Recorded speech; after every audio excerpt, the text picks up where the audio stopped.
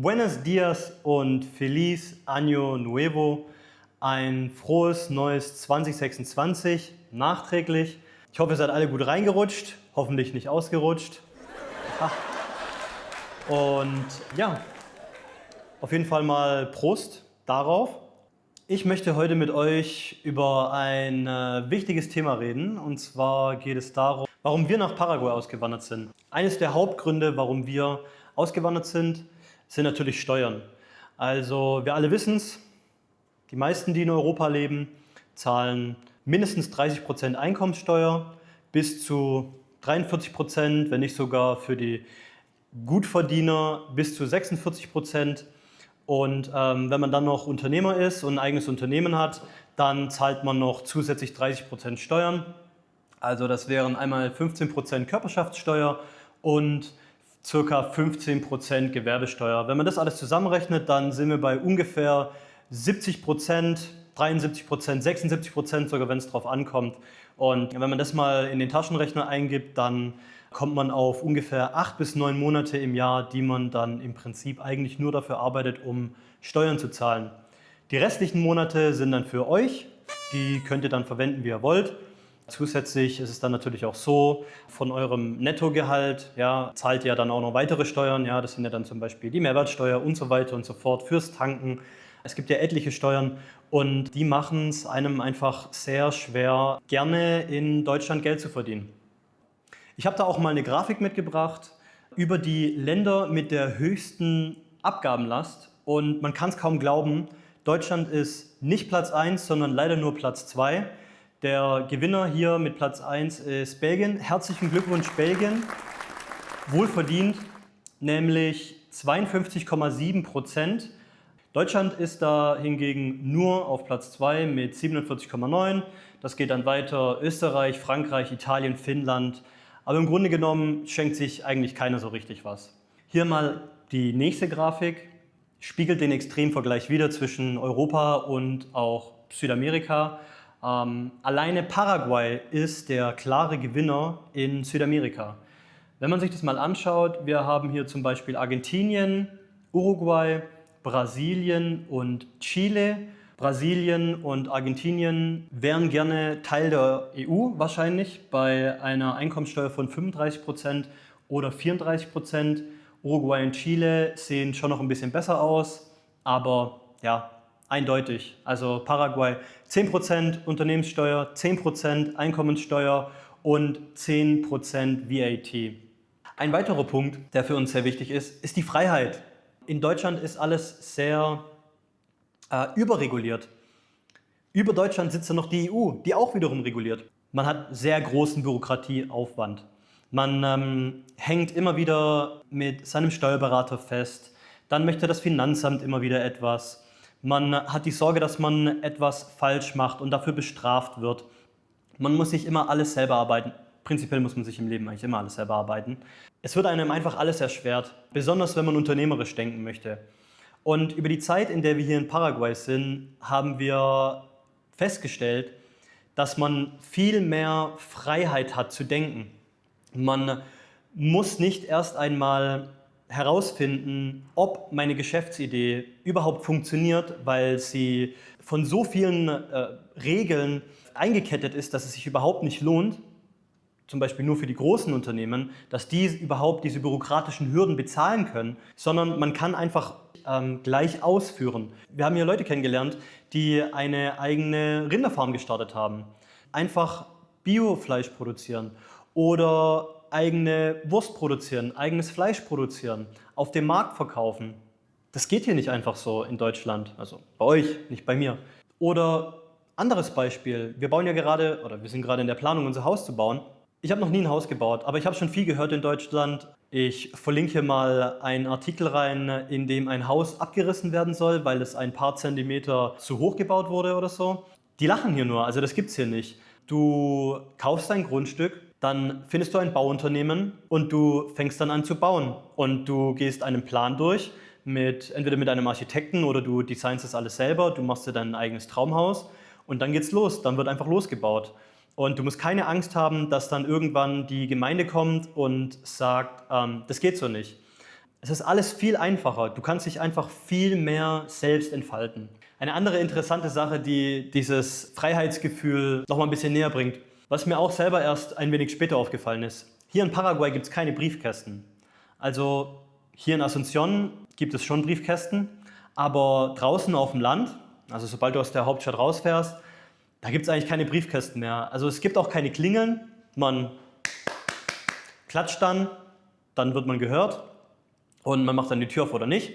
Und Briefe gibt es im Prinzip eigentlich gar nicht. Wenn man mal von der Polizei angehalten wird, dann bezahlt man die Strafe dort. Es kommt keine Post nach Hause. Man regelt die Dinge alle dann, wenn es dazu kommt. Meistens möchtest du etwas, dann gehst du auf die Gemeinde, dann bezahlst du deine Steuer und dann hat sich das erledigt. Es gibt keine Briefe, keine Liebesbriefe von der GEZ. Was man aber auch erwähnen muss, ist, es gibt hier auch Bürokratie. Also es ist nicht ein einziges Schlaraffenland, in dem jeder machen kann, was er will.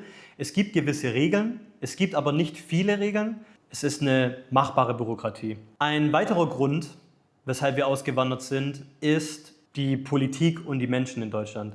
Das Leben in Deutschland hat uns keinen Spaß mehr gemacht. Egal welche politische Richtung, ist mir egal, ob du links bist, ob du rechts bist oder was auch immer du bist, aber die Leute stressen sich nur noch gegenseitig an. Alles ist auf die politische Ebene gezogen. Und da will ich jetzt auch überhaupt gar keine Partei erwähnen oder so. Es ist einfach allgemein. Es ist alles nur noch in Lager unterteilt. Es geht immer nur noch um Politik. Es geht immer nur noch am Esstisch um Politik. Der hat wieder das gemacht. Hast du schon das gehört? Und so weiter und so fort. Und darauf hatten wir einfach keine Lust mehr. Wir wollten unternehmerisch frei sein. Wir haben einige Ideen, die wir verwirklichen wollen. Wir möchten einfach freier leben. Wir möchten mehr Entscheidungen in unserem Leben haben. Und das hat einfach nicht mehr so richtig funktioniert in Deutschland. Und um hier die Kurve zu Paraguay zu kriegen. Die Menschen hier haben oft nicht viel, aber sind sehr nett. Also es sind sehr lebensfrohe Menschen, man wird immer freundlich empfangen. Die kennen die Probleme hier gar nicht, die wir haben. Also erstens sind sie auch wirtschaftlich im Aufstieg. Klar, die Schere zwischen Arm und Reich wird auch hier groß, aber im Grunde genommen sind die Menschen in Paraguay viel glücklicher und sie lächeln viel und sie genießen einfach auch das Leben, trotz ihrer Armut beispielsweise. Und ich denke, das ist auch Balsam für die Seele. Ja. Jedes Mal, wenn wir in Deutschland sind wir im Grunde genommen eigentlich wieder froh, dass wir weg sind, weil es einfach so ein drückendes Klima ist. Also die paar Beispiele, die ich einfach aufgezählt habe. Ich habe hier eine Liste, ich brauche die gar nicht erzählen. Jeder von uns hat etliche Punkte im Kopf.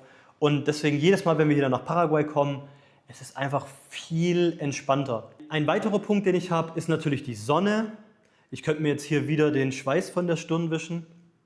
Wir haben ein subtropisches Klima, wir haben milde Winter, es kann auch mal 0 Grad werden, aber es ist nicht dieses langgezogene ab Oktober bis März, wo es dann doch recht grau, kalt, kalter Wind, regnerisch sein kann.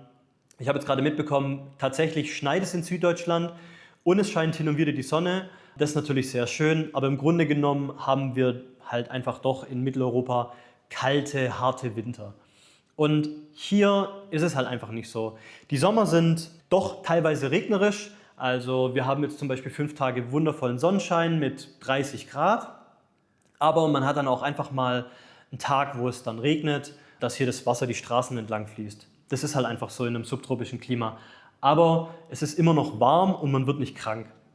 Ja, es kann sehr heiß werden im Sommer. Also wir haben schon davon gehört, dass es im Chaco bis zu 45 Grad heiß werden kann.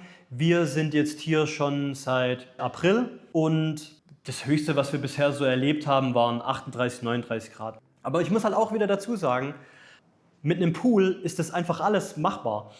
Ja, und der letzte Bonus ist die einfache Aufenthaltserlaubnis. Es ist einfach sehr leicht, hier zu emigrieren. Fast so einfach wie in Deutschland. Denn eine Aufenthaltserlaubnis ist einfach sehr viel wert in der heutigen Zeit. Sollte irgendwo in Deutschland ein Krieg ausbrechen, wir wünschen es uns nicht, aber sollte es dann doch einmal zu irgendetwas kommen, dass man sein Heimatland verlassen möchte, dann hat man die Möglichkeit, legal hier in Paraguay Fuß zu fassen, denn man hat eine Aufenthaltserlaubnis. Und ich kann es einfach auch nur jedem empfehlen, denn es schadet nie, wenn man irgendwo anders auf der Welt noch einen kleinen Heimatspunkt hat.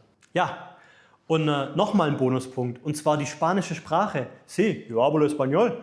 Denn wir haben in Bulgarien gelebt und da ist es nicht so einfach, die Sprache zu lernen. Außerdem, Spanisch wird in ganz, bis auf Brasilien, aber auch die können Spanisch, wird überall Spanisch gesprochen. Ich komme auch in Spanien damit zurecht, ich komme auch in Portugal damit zurecht, ich komme auch in den USA damit zurecht. Wenn du Englisch kannst, Deutsch kannst und auch noch Spanisch lernst, dann hast du 3 Sprachen und damit kommst du wirklich überall in der Welt zurecht. Man könnte dich im Grunde eigentlich überall auf der Welt aussetzen und du kommst zurecht. Und das ist auch ein klarer Vorteil, denn es lohnt sich immer, eine weltweit gesprochene Sprache zu lernen. Kleiner Fun-Fact auch noch, in Äquatorialguinea in Afrika wird auch Spanisch gesprochen. Also falls ihr mal nach Äquatorialguinea gehen wollt, dann lohnt sich auch hier Spanisch zu lernen. Genau, das war's mit unserem Intro-Video zu unserem Kanal, warum wir nach Paraguay gezogen sind. Und ich wünsche euch auf jeden Fall noch einen guten Start ins Jahr. Genießt die Zeit, schreibt mir, wenn ihr Fragen habt.